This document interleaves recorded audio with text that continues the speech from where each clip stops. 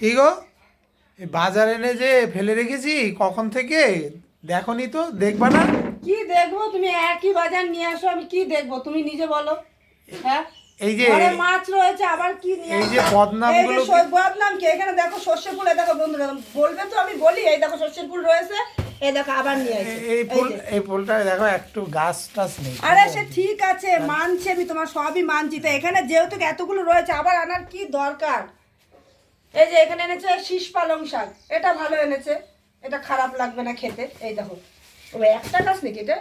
ওরে বাবা, একটা গাছে এত বড়! এই দেখো, আমি খুব বেশি আনিনি, ছোট বাবা, দেখে দুটো তো, এনেছি। তিনটে গাছ। আচ্ছা হ্যাঁ। যাই হোক, এখানে এনেছে শীষ পালং, বেগুনটা খুব সুন্দর, দেখো এখনো ফুল পড়েনি, বলে না, কি বলবো বলবো, পাছার এখনো ফুল পড়েনি, এই যে বেগুনের পাছা এখনো ফুল পড়েনি, একেবারে ফুল কচি বেগুন।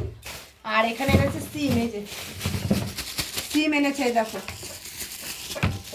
আর এটার মধ্যে কি দেখি, মাছ রয়েছে, কাতলা মাছ, আবার মাছ এনেছে নাকি কি জানি, ভগবান জানে।